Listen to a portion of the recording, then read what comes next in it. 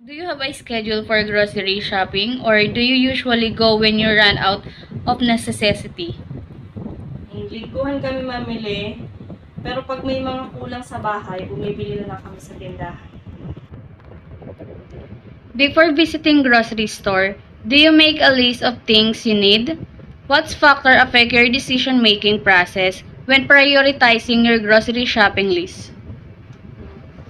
Bago ako umalis ng bahay, nililista ko muna yung mga kailangan na bilhin, yung mga kailangan sa bahay para inuuna kong bilhin yung pagkain, yung sabon, yung mga unang kailangan sa loob ng bahay.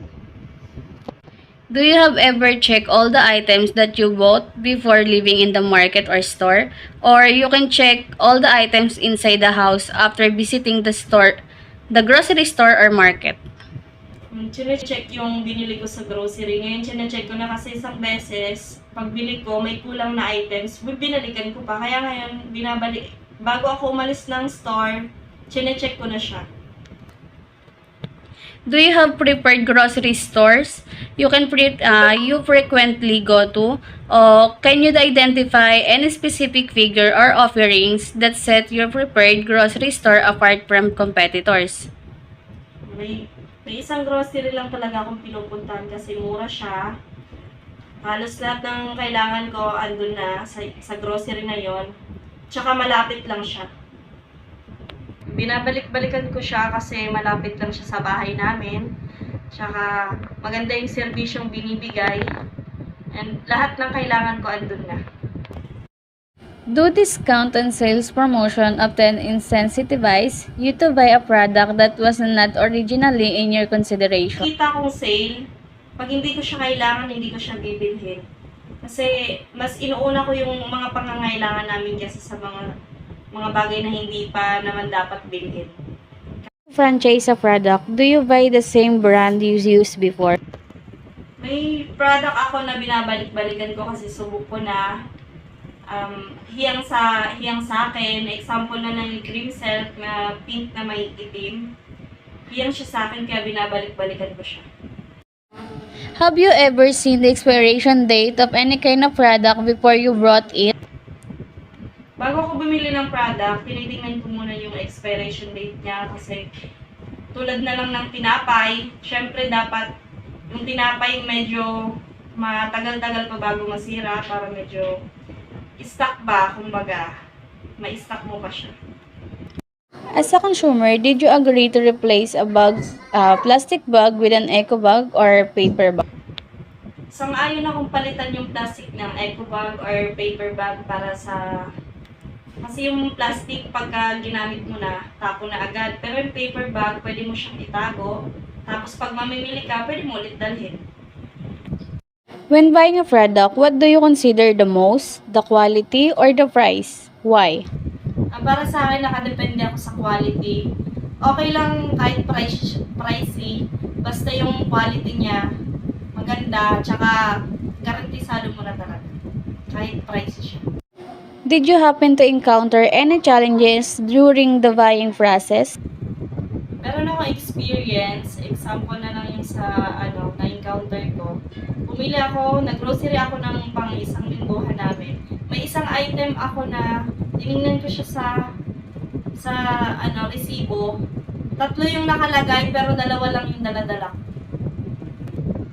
Na-experience din ako na may mga ibang sales lady na medyo mataray. Minsan parang laging nakasimangot. Ganon. How important is the packaging of a product when it comes to making purchase decisions? Para sa akin, sobrang mahalaga ang packaging ng isang produkto, lalo na kapag bibili ako. Dahil dito ko madalas tinitignan kung okay pa ba ang isang product kasi may iba na gusot o kaya naman ay parang hindi na seal yung packaging. What factors influence your decision when choosing a product? Ang pinakamahalagang factor para sa akin kapag bumibili ako ng produkto is yung quality at functionality nito. Do you prefer to buy products online or in physical stores? Why? Dati, mas prefer ko na ang bumili sa physical store. Pero simula nung umusbong ang iba't ibang online store, ay mas nahiligan ko na bumili dito. Dahil na rin sa offers na meron sila. Given the pandemic's impact, with a majority of people shifting to online shopping, have you noticed any changes in your buying behavior? Yes, dahil sa marami na ang lumipat sa online shopping, ay naengganyo din akong lumipat. Dahil dito, mas lalong dumami ang mga nabibili ko kumpara noon na sa physical store pa ako bumibili. When buying a product, what do you consider the most, the quality or the price, and why? Usually, lagi kong tinitignan ang quality ng isang produkto, pero dahil estudyante pa lang ako at walang trabaho, ay mas kinukonsider ko ang price over quality. Do discounts and sales promotions often incentivize you to buy a product that wasn't originally in your consideration? Yes, kasi nakakaengganyo naman talaga, lalo na kung sobrang laki ng discount nito. How often do you make purchases driven by emotional needs or wants?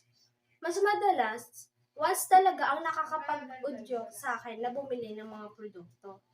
What factors influence you as a consumer for making decisions when purchasing high-cost appliances or gadgets?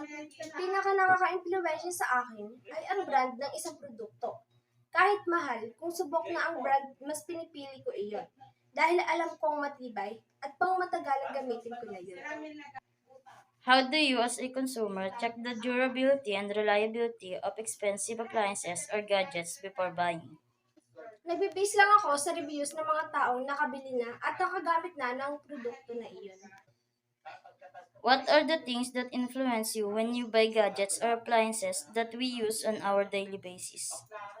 Ang mga bagay na naka-impluwensya sa akin ay kung madali bang gamitin ang gadget o appliances at kung matibay ba ito. How important is the packaging of a product when it comes to making purchase decision? Yung packaging ng product is importante kapag magbibili ka ng isang item is dahil doon pala may kita mo na yung brand, hindi lang naman yung brand niya, kasi then yung quality yung kailangan mo, and then syempre lalo kung foods siya, yung ingredients ng mga kailangan is ng so importante siya, at the same time, may factor kasi siya kaagad kapag sa mga mamimili na first time mo lalo. Kapag nakita na okay agad yung product, may quality agad pagdating para sa packaging. What factor influence your decision when choosing a product? Factor, sa pinaka-factor ko lang kapag nag-pili ng product is more on syempre yung needs mo. Kung kailangan mo ba talaga yung item na yun, yun talaga ako mas yung quality pa rin ng products. Kung okay siya when it comes to price, kasi yung pinaka-items. Do you prefer to buy product online or in physical store and why? Physical store kasi may kita mo siya actual, pero dahil nga nung nagkaroon ng pandemic, siguro mas prefer ko na ngayon yung online kasi nga lalo na busy na tao, di ba nagtatrabaho ka na, mas prefer mo na bumili ka na lang ng online, na parehas lang din naman, makikita mo rin yung sa physical, lalo na pag alam mo naman, for example, sa mga gamit, alam mo na siya yung size mo, or even the food, alam mo yung bibili mo, mas mas convenient siya when it comes to online. Given the pandemic impact, with the majority of people shifting to online shopping, have you noticed any changes in your buying behavior? Behavior na pagbabago sa akin after pandemic, siguro mas naging na lang, kapag hindi man online or physical, mas maingat ka. Lalo na kapag sa mga physical store, mas maingat ka sa pagbili. Lalo na pag sa food, aalamin mo na talaga yung pinaka, yung pinaka safe and mas healthy when it comes to food. And then sa online naman, mas eager ka na bumili sa panagkita mo sa online kasi nasa parang lahat nasa online na. So, yun siguro yung changes sa behavior. When buying a product, what do you consider the most, the quality or the price, and why? The quality or the price, syempre sa practical person, titignan mo yung price. Kaso, at the same time, kung yung price na yun, tignan mo rin yung quality. Kasi baka mamaya, hindi naman din nakakaya. Siguro ako kung tatanong, more on quality. But tingnan natin, baka mamaya yung quality naman na yun is kaya din naman doon sa price na nakabudget natin. So, more on quality tayo sa Do discount and sale promotions often incentivize you to buy a product that wasn't originally in your consideration? parang mga naka-sale, parang mga naka-discount, ay nakakailangan, mas bibili ka. Siguro may factor na minsan yung gano'n, pero kung tatanong mo na kung as hindi. Kasi talagang ang pinaka-one factor ko pag bumibili ng isang gamit. Ako, as a person, kung kailangan ko lang siya. Ay, kung naka-discount siya, kailangan ko siya in the future. Eh, di ba rin natin? How often you do make purchase driven by emotional needs or wants? Needs or wants, more on needs. Ako, as a person, more on needs. Pero syempre minsan, may time na mag-wants ka. Pero kung ngayon tatanong ko, more on needs. Kung ano yung mas kailangan, ayun yung mas unahin natin. What factor influence you as a consumer when making decisions when purchasing high-cost appliances or gadgets? High cost, parang anong factor? Siguro yung kasi syempre magagastos ka na lang din ng malaki. So yung quality and then yung convenience sa'yo, at the same time, i-compare mo siya doon sa ibang quality ng item. Pero kung pinaka-factor, yung quality ng product, tapos kung kailangan mo siya, and then kung kailangan mo siyang switch play, syempre kung mas talaga siya. But yung pinaka-factor niya talaga is yung quality talaga. Yung pinaka-factor. How do you as a consumer check the durability and reliability of expensive appliances or gadgets before buying them? Parang paano ko nakikita yung tibay niya, parang gano'n. Tagal niya. Siyempre, kung first time mo bibili yung gano'n kamahal, diba? Like for example, na-purchase kami na sobrang mahal na item, siyempre, sa first time, hindi mo talaga alam kung gano'n siya itatagal. Pero, titignan mo siya, bago ka bumili, pag-aaralan mo yung item na yun. Kumbaga, parang, yung item na yun, bago ka bumili, kumbaga sa i-research mo muna. Ano ba yung item na yun? Gaano ba katagalan? Ano ba yung mga brand nun? Ano ba yung mga quality nun? And then, saka mo i-compare. Pag bumili ka, syempre, itatanong mo din doon sa pinaka-store na yun. Kung lahat ng mga bumubog sa isip, itanong mo na doon.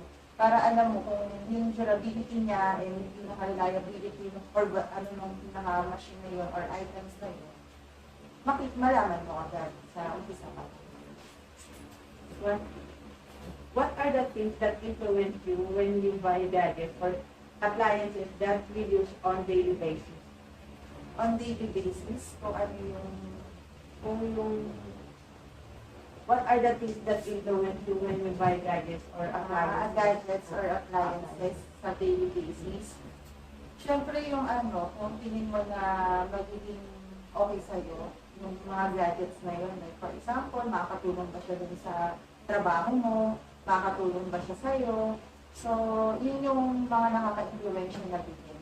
And syempre nakita mo rin naman sa online, diba? Lalo na as nasa millennial era ka ba, may kita mo sa online na parang kakailanganin mo to or kailangan mo to, maganda siya, okay siya for your future use din. Yun, yung mga nakaka-influence siya sa akin para mabili yun. Na kailangan ko rin for my daily basis. Ilang po, thank you po. Okay, thank you.